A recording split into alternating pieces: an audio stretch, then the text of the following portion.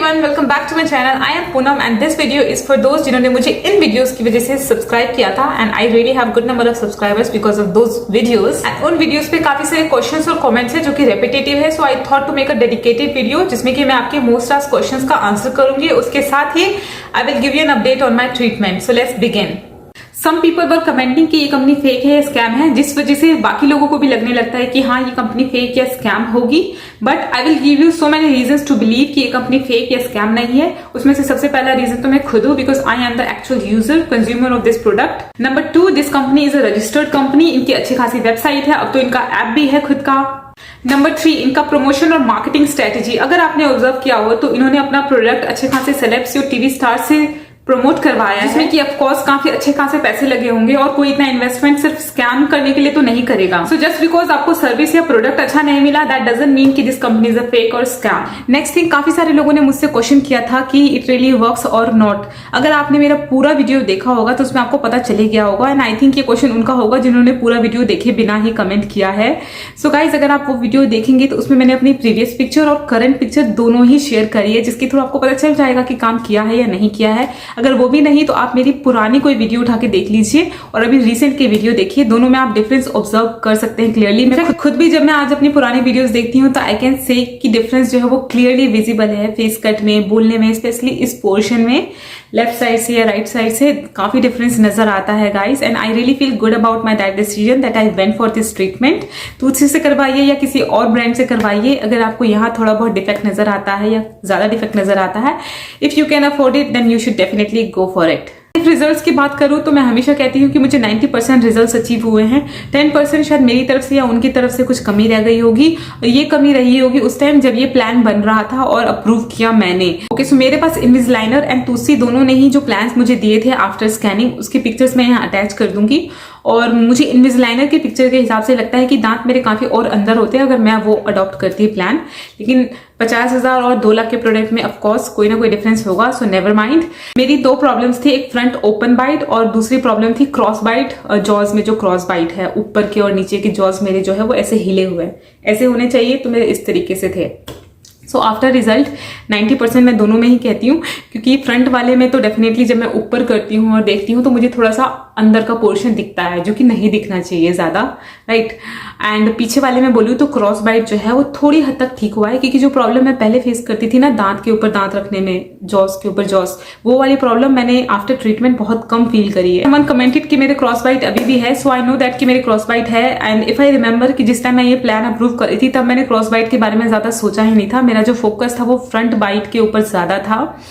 लेकिन हाँ, ये चीज मुझे पता थी कि मेरा क्रॉस बाइट है, लेकिन फ्रंट बाइट के करेक्शन के साथ साथ थोड़ा बहुत क्रॉस बाइट भी ठीक हो गया। तो आई एम रियली ग्लैड कि फ्रंट बाइट ओपन करेक्शन के साथ साथ मेरा क्रॉस बाइट भी काफी हद तक सही हो गया है, काफी इंप्रूवमेंट हुई है। पहले मैं जॉस के ऊपर जॉस नहीं रख पाती थी, सही से मुंह बंद नहीं कर पाती थी, लेकिन अभी वो प्रॉब्लम बहुत ही मिनिमल रह गया है। मतलब I don't really feel that disturbance जो मैं उस टाइम फील करती थी। एनीवेज, ट्रीटमेंट खत्म हो चुका है, रिजल्ट्स जितना मिलना था मिल चुका है and I am not going to revisit my decision या फिर किसी और ब्रांड से मैं ये ट्रीटमेंट दोबारा से नहीं लेने वाली हूँ टू अचीव 100% रिजल्ट। सो जो भी है आई विल ट्राई टू कि जितना है, जितने पे दांत है उतने पे ही रहे, दोबारा से अपनी पोजीशन पे वापस ना आए। नेक्स्ट क्वेश्चन काफी लोगों ने पूछा था कि क्या मेरे कोई टीथ एक्सट्रैक्ट हुए थे या नहीं हुए थे। सो जैसे कि मैंने बताया कि मेरा फ्रंट ओपन बाइट था, दांतों के बीच में काफी ज्यादा गैप थे, तो उसी वजह से मेरा कोई भी टीथ एक्सट्रैक्ट नहीं हुआ था। अगर मेरे दांतों के बीच में शायद गैप ना होता तो फिर एक्सट्रैक्ट करने की जरूरत पड़ जाती। सो इनविजिलाइनर के प्लान में बताऊं और टूथसी के प्लान में, तो दोनों में ही किसी ने मुझे सजेस्ट नहीं किया था कि कोई दांत मेरा निकालना पड़ेगा बाहर। टू बी वेरी ऑनेस्ट, मैं एक चीज शेयर करना चाहती हूँ दैट कि टूथसी से जब मैंने बाद में ये चीज डिस्कस करी थी कि मुझे लगता है कि मेरे दांत और अंदर जाने चाहिए, मुझे एक और एडिशनल एनाइलर की जरूरत होगी ताकि मेरे दांत और अंदर चले जाए, तो उन्होंने मुझे सजेस्ट किया, मेरे डॉक्टर के साथ कॉल फिक्स करी थी, तो उन्होंने मुझे बताया कि पूरा देखने के बाद, पूरा इनिशियल पिक्चर्स जो भी थे मेरे और ट्रीटमेंट के बाद जो भी पिक्चर्स थे सब ऑब्जर्व करने के बाद उन्होंने मुझे अच्छे से पीपीटी के थ्रू एक्सप्लेन किया था, वाया वीडियो कॉल हुआ था। सो शी टोल्ड मी कि अगर आपको और थोड़े अंदर चाहिए तो उसके लिए फिर आपका दांत एक एक्सट्रैक्ट करने की जरूरत पड़ेगी, एक दांत बाहर निकालना पड़ेगा। सो आई वॉज जस्ट कंफ्यूज कि ये चीज उन्होंने मुझे पहले उस टाइम क्यों नहीं बताई जब ये प्लान उन्होंने बनाया था या फिर मुझसे जब अप्रूवल लिया था। बट इनविजिलाइनर ने जो ट्रीटमेंट प्लान बना के दिया था, पिक्चर के हिसाब से यू कैन सी कि टीथ काफी फ्लैट है और अंदर की तरफ है, वो भी बिना एक्सट्रैक्शन के, कोई दांत निकालने की जरूरत नहीं थी इस ट्रीटमेंट को अचीव करने के लिए। सो आई एम नॉट अंडरस्टैंडिंग कि इन दोनों में इस चीज में कैसे इतना डिफरेंस है। ये बिना एक्सट्रैक्शन के भी मुझे एकदम फ्लैट टिप दे रहे हैं, और इनको जब मैंने लास्ट में बोला कि मुझे थोड़े और दांत अंदर चाहिए, तब ये कह रहे हैं कि फिर दांत एक बाहर निकालना पड़ेगा, जो कि इनिशियली उन्होंने नहीं बताया। And somewhere I also feel like कि ये चीज डॉक्टर को उस टाइम बताना चाहिए था जब ये प्लान बना और अप्रूव हुआ, तो शायद उस टाइम मैं थोड़ा सोचती इसके ऊपर। बट सच्ची सच्ची बताऊं तो मैं एक्सट्रैक्शन के लिए कभी नहीं जाती। मुझे चाहिए था कि बिना एक्सट्रैक्शन के सिंपली काम हो जाए, because I am really scared of extraction. This is the drawback of virtual treatment, क्योंकि सारी चीजें वर्चुअली हुई, ऑर्थोडोंटिस्ट और पेशेंट का आपस में कोई इतना इन्वॉल्वमेंट हुआ नहीं। यही प्लान अगर किसी ऑर्थोडोंटिस्ट ने मुझे फेस टू फेस समझाया होता, डिस्कस किया होता, तो शायद ये क्वेश्चन रेज हुआ होता और ट्रीटमेंट प्लान फिर शायद कुछ और होता। लेकिन यहाँ पे सारी चीजें वर्चुअल हो रही है, तूत्सिया और भी जैसे सिमिलर ब्रांड्स है, तो इसमें यहाँ पे आपको खुद से स्मार्ट बनना पड़ेगा, स्मार्ट डिसीजन लेना पड़ेगा आपको खुद से, क्योंकि यहाँ हमने डेंटिस्ट्री की पढ़ाई करी नहीं है, हम डॉक्टर है नहीं, इतने अच्छे से हमें समझ में आता नहीं है, पता नहीं है।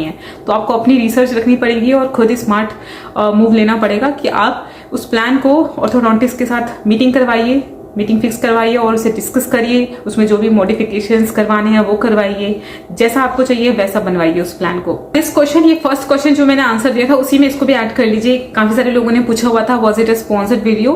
सो जस्ट थिंक कि अगर स्पॉन्सर्ड वीडियो होता तो डेफिनेटली मैं कोई ना कोई आपको रेफरल कोड देती, जो कि मेरे पास नहीं है, ना इस वीडियो के लिए ना बाकी 2 वीडियोस के लिए। मेरे पास कोई भी रेफरल कोड मैंने ना दिया, ना ही मेरे पास है। लेकिन काफी सारे लोगों ने मुझसे पूछा भी था कि क्या मेरे पास कोई रेफरल कोड है जो मैं उन्हें रेफर कर सकती हूँ, जिससे कि उनको कोई डिस्काउंट मिल जाए। इसके बाद मैंने तुलसी के किसी मार्केटिंग वाले बंदे से डिस्कस भी किया था, लेकिन नहीं हुआ। अगर वो मुझे स्पॉन्सरशिप के लिए बोलते भी तो मैं डेफिनेटली करती, क्योंकि प्रोडक्ट और कंपनी दोनों के साथ मेरा एक्सपीरियंस ठीक रहा था। And honestly, to be very honest about this sponsor thing, तो मैंने खुद से इनिशिएटिव लेके तुलसी की टीम को मेल भी लिखा था कि let's do a collab, because आपके प्रोडक्ट मैंने यूज किया है, मेरा एक्सपीरियंस अच्छा रहा है और मैंने ये 2 वीडियोस बनाए हैं, इस पे ठीक व्यूज है, काफी सारे लोग क्वेरीज पूछते हैं, so let's just do a collab. लेकिन ऐसा नहीं हुआ, they never replied to me. I think कि वो शायद अपने प्रोडक्ट को स्पॉन्सर और प्रमोशन है बड़े सेलिब्रिटीज या नोन फेसेस से करवाते हैं, सो दैट्स वाई शायद उन्होंने मुझे कभी रिप्लाई नहीं किया, और मे बी मेरी कोलैब पेज अच्छी नहीं रही होगी। बट एनीवेज, तुलसी से रिलेटेड जो भी वीडियोस मैंने बनाए हैं या फिर बनाती हूँ, उसमें मैंने अपने true opinions and experience share किया है। ऐसा नहीं है कि तुलसी के बारे में सिर्फ अच्छा अच्छा बोल के मैं तुलसी को इंप्रेस करना चाहती हूँ सो दैट कि मुझे कोलैब मिले। वो ईमेल मैंने लास्ट ईयर किया था, but I am definitely open for that, because मेरा कंपनी और प्रोडक्ट दोनों के साथ सही एक्सपीरियंस रहा है। तो मैंने question on how much it actually costed me, so इस वीडियो में मैंने कॉस्ट के बारे में अच्छे से डिस्कस किया है, but anyways I would not mind answering it again. Round figure बताऊं तो इट कॉस्टेड मी 44,000। बाकी जो एक्चुअल फिगर है with proper proof of purchase, वो मैं यहाँ इसका स्क्रीनशॉट लगा दूंगी so that you can check on this, तब जाके आप शायद यकीन कर पाए कि ये एक एक्चुअल परचेज थी। टोटल एक्चुअल कॉस्ट जो थी वो थी 50,000 अराउंड समथिंग। 44,000 जो मुझे पड़ा था वो after some discount coupon code पड़ा था। जिस दिन मैंने स्कैनिंग करवाया था, स्कैनिंग मेरा फ्री ऑफ कॉस्ट हुआ था, तो उस दिन कुछ ऑफर चल रहा था कि अगर मैं स्कैनिंग के विद इन 24 आवर्स उनका प्रोडक्ट परचेज करती हूँ तो मुझे इतना परसेंटेज का डिस्काउंट मिलेगा। सो तब जाके मुझे ये प्रोडक्ट का कॉस्ट 44,000 पड़ा था। और वैसे ही जो कॉस्ट है ये डिपेंड करता है केस टू केस। मेरा 44,000 पड़ा डजंट मीन कि आपको भी इतने का ही पड़ेगा, केस पे डिपेंड करता है। मेरा बहुत ही सिंपल केस था, इसीलिए मुझे ये कम से कम अमाउंट पड़ा था। बाकी अगर आपका केस कॉम्प्लिकेटेड है, अगर वैसे मैं ऑनेस्ट ओपिनियन दूं, अगर बहुत ज्यादा कॉम्प्लिकेटेड केस लगता है आपको या आपने सुना है या फील कर रहे हैं, तो फिर डोंट गो फॉर दिस। आप फिजिकल ट्रीटमेंट करवाए तो ज्यादा बेटर होगा। सो उसके अलावा जो एक्स्ट्रा चार्जेस मुझे लगा था वो इस चूई के लिए लगा था। वो जो मेरे को फर्स्ट प्रोडक्ट के साथ मिला था वो विद इन 1 मंथ या 2 मंथ ही टूट गया था, तो उसके बाद मुझे ऑर्डर करना पड़ा एक नया। तो मुझे लगा कि जल्दी टूट जाएगा, इसलिए मैंने 2 का सेट ऑर्डर किया था, इसका 2, तो वो मुझे 6 अराउंड की समथिंग पड़ा था। बट जो फर्स्ट वाला था वो बहुत ही आई थिंक पोर क्वालिटी का था, तभी शायद जल्दी टूट गया। लेकिन ये वाला गाइस इतना टाइम हो गया अभी तक नहीं टूटा। और जो उसका दूसरा सेट जो मैंने दूसरा परचेज किया था ऐसा ही एक और, वो अभी तक मेरा यूज भी नहीं हुआ, तो ऐसे ही पड़ा है। सो इसीलिए आई थिंक कि अगर आप एडिशनल परचेज करते हो इस चूही को दोबारा से, तो एक ही परचेज करिए, आई थिंक वो लॉन्ग रन तक चल जाए। और भी केसेस होते हैं, जैसे सपोज आपका कोई अलाइनर मिस हो जाता है या खराब हो जाता है या डैमेज हो जाता है, तो फिर आप उसको रिक्वेस्ट करके दोबारा से बनवा सकते हैं, लेकिन उसके लिए आपको एक्स्ट्रा पे करना पड़ेगा। या फिर आपको एडिशनल अलाइनर भी चाहिए तो उसके लिए फिर एडिशनल अमाउंट पे करना पड़ेगा आपको। बाकी अगर मिसिंग का केस होता है तो उसमें फिर एक्स्ट्रा चार्जेस देके आप उसको दोबारा से बनवा सकते हैं। के प्रोडक्ट सेपरेटली भी मिलते हैं, और चूई ले सकते हैं, ग्रीनी अलग से ले सकते हैं इनकेस आपका खो जाता है या फिर टूट जाता है या कोई भी डैमेज हो जाता है।